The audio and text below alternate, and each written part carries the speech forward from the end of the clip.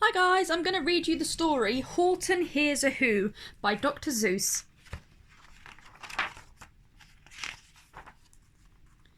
On the 15th of May, in the jungle of Nool, in the heat of the day, in the cool of the pool, he was splashing, enjoying the jungle's great joys, when Horton the elephant heard a small noise. So Horton stopped splashing. He looked towards the sound. That's funny, thought Horton. There's no one around. Then he heard it again, just a very faint yelp, as if some tiny person were calling for help. "I'll help you," said Horton. "But who are you? Where?" He looked and he looked, he could see nothing there, but a small speck of dust blowing past through the air. "I say," murmured Horton, "I've never heard tell of a small speck of dust that is able to yell. So, you know what I think? Why, I think that there must be someone on top of that small speck of dust. Some sort of creature of very small size, too small to be seen by an elephant's eyes. Some poor little person who's shaking with fear that he'll blow in the pool he has no way to steer. I'll just have to save him because, after all, a person's a person no matter how small." So, gently and using the greatest of care, the elephant stretched his great trunk through the air, and he lifted the Dust Speck and carried it over and placed it down safe on a very soft clover. "Humph! Humphed a voice. 'Twas a sour kangaroo, and the young kangaroo in her pouch said humph too. Why, that speck is as small as the head of a pin. A person on that? Why, there never has been."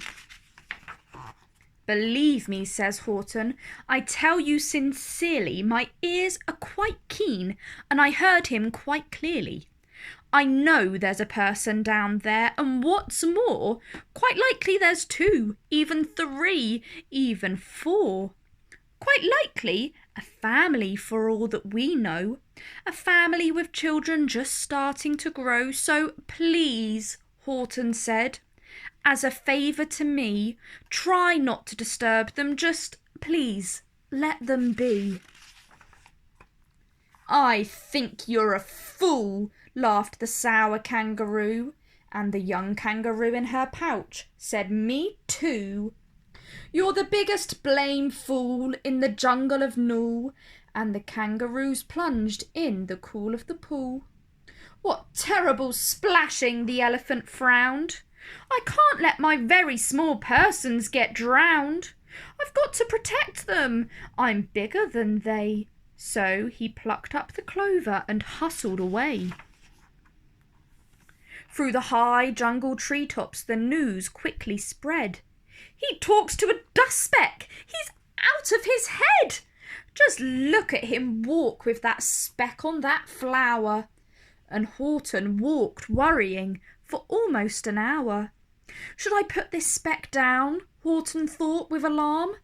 "If I do, these small persons may come to great harm. I can't put it down, and I won't. After all, a person's a person no matter how small." Then Horton stopped walking. The speck voice was talking. The voice was so faint he could just barely hear it. "Speak up, please," said Horton. He put his ear near it. "My friend," came the voice, "you're a very fine friend. You've helped all of us folk on this dust speck no end. You've saved all our houses, our ceilings and floors. You've saved all our churches and grocery stores." "You mean," Horton gasped, "you have buildings there too?" "Oh yes," piped the voice, "we most certainly do." "I know," called the voice, "I'm too small to be seen, but I'm the mayor of a town that is friendly and clean." Our buildings to you would seem terribly small, but to us who aren't big, they are wonderfully tall. My town is called Whoville, for I am a Who, and we Whos are all thankful and grateful to you. And Horton called back to the mayor of the town, "You're safe now, don't worry, I won't let you down."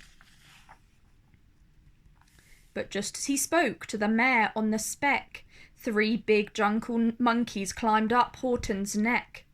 The Wickersham brothers came shouting, "What rot! This elephant's talking to Whos who are not! There aren't any Whos and they don't have a mayor, and we're going to stop all this nonsense, so there!" They snatched Horton's clover, they carried it off to a black-bottomed eagle named Vladikoff, a strong, mighty eagle of very swift wing. And they said, "Will you kindly get rid of this thing?" And before the poor elephant even could speak, that eagle flew off with the flower in his beak. All that late afternoon and far into the night, that black-bottomed bird flapped his wings in fast flight, while Horton chased after with groans over stones that tattered his toenails and battered his bones, and begged, "Please, don't do harm, all my little folk who have as much right to live as us bigger folks do." But far, far beyond him that eagle kept flapping, and over his shoulder he called back, "Quit your yapping! I'll fly the night through. I'm a bird, I don't mind it, and I'll hide this tomorrow where you'll never find it." At 6:56 the next morning he hid it. It sure was a terrible place that he hid it. He let that small clover drop somewhere inside of a great patch of clovers 100 miles wide. "Find that," sneered the bird, "but I think you will fail," and he left with a flip of his black-bottomed tail. "I'll find it," cried Horton, "I'll find it or bust. I shall find my friends on that small speck of dust." And clover by clover by clover with care, he picked up and searched them and called, "Are you there?" But clover by clover by clover he found the one that he sought was just not around. And by noon poor old Horton, more dead than alive, had picked, searched and piled up 9,005.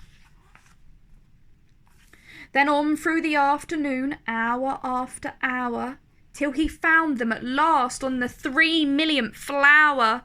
"My friends," cried the elephant, "tell me, do tell, are you safe? Are you sound? Are you whole? Are you well?" From down on the speck came the voice of the mayor. "We've really had trouble, much more than our share. When that black-bottomed birdie let go and we dropped, we landed so hard that our clocks have all stopped. Our teapots are broken, our rocking chairs smashed, and our bicycle tyres all blew up when we crashed. So, Horton, please," pleaded the voice of the mayor's, "will you stick by us Whos while we're making repairs?" "Of course," Horton answered, "of course I will stick. I'll stick by you small folks, through thin and through thick." "Humphed," humphed a voice. "For almost 2 days you've run wild and insisted on chatting with persons who've never existed. Such carryings on in our peaceable jungle, we've had quite enough of your bellowing bungle. And I'm here to state," snapped the Big Kangaroo, "that your silly nonsensical game is all through." And the young kangaroo in her pouch said, "Me too." With the help of the Wickersham brothers and dozens of Wickersham uncles and Wickersham cousins and Wickersham in-laws who help I've engaged, you're going to be roped and you're going to be caged. And as for your Dust Speck, ha! That shall boil in a hot steaming kettle of bezel nut oil. Boil it, gasped Horton. Oh, that you can't do. It's all full of persons. They'll prove it to you. Mr. Mayor, Mr. Mayor, Horton called. Mr. Mayor, you've got to prove now that you are really there. So, call a big meeting, get everyone out, make every who holler, make every who shout, make every who scream. If you don't, every who is going to end up in a bezelnut stew. And down on the Dust Speck, the scared little mayor called quick a big meeting in the Whoville town square. And his people cried loudly, they cried out in fear, "We are here, we are here, we are here, we are here!" The elephant smiled. That was clear as a bell. You kangaroos surely heard that very well. All I heard, snapped the big kangaroo, was the breeze and the faint distant sound of the wind through the far distant trees. I heard no small voices and you didn't either, and the young kangaroo in her pouch said, "Me neither." "Grab him," they shouted, "and cage the big dope. Lasso his stomach with 10 miles of rope. Tie the knots tight so he'll never shake loose. Then dunk that dumb speck in the bezelnut juice." Horton fought back with great vigour and vim, but the Wickersham gang was too many for him. They beat him, they mauled him, they started to haul him into his cage, but he managed to call to the mayor, "Don't give up! I believe in you all. A person's a person, no matter how small. And you very small persons will not have to die if you make yourselves heard. So come on now and try." The mayor grabbed a tom-tom, he started to smack it, and all over Whoville they whooped up a racket. They rattled tin kettles, they beat on brass pans, on garbage pail tops and old cranberry cans. They blew on bazookas and blasted great toots, on clarinet, oompers and bumpers and flutes. Great gusts of loud racket rang high through the air. They rattled and shook the whole sky, and the mayor called up through the howling mad hullabaloo, "Hey Horton, how's this? Is our sound coming through?" And Horton called back, "I can hear you just fine. But the kangaroo's ears aren't as strong quite as mine. They don't hear a thing. Are you sure all your boys are doing their best? Are they all making noise? Are you sure every who down in Whoville is working? Quick! Look through your town. Is there anyone shirking?" Through the town rushed the mayor from the east to the west, but everyone seemed to be doing his best. Everyone seemed to be yapping or yipping. Everyone seemed to be beeping or bipping. But it wasn't enough, all this ruckus and roar. He had to find someone to help him make more. He raced through each building. He searched floor to floor. And just as he felt he was getting nowhere, and almost about to give up in despair, he suddenly burst through a door, and that mayor discovered one Shurka quite hidden away in the Fairfax apartments, apartments 12J. A very small Shurka named Jojo, who was standing, just standing, and bouncing a yo-yo. Not making a sound, not a yip, not a chirp. And the mayor rushed inside and he grabbed the young twerp.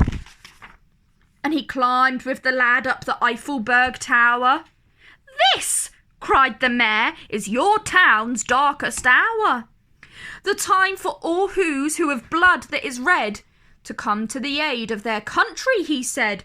"We've got to make noise in the greatest amounts, so open your mouth, lad, for every voice counts."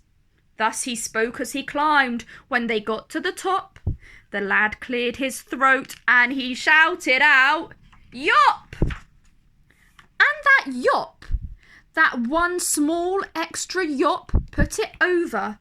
Finally, at last, from that speck on that clover, the voices were heard. They rang out, clear and clean, and the elephant smiled. Do you see what I mean? They've proved they are persons, no matter how small. And the whole of their world was saved by the smallest of all. How true!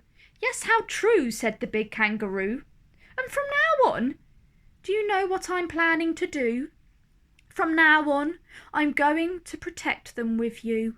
And the young kangaroo in her pouch said, me too. From sun in the summer, from rain when it's fallish, I'm going to protect them, no matter how smallish. Thanks for listening, guys. If you enjoyed that, like down below and subscribe to my channel to hear more stories.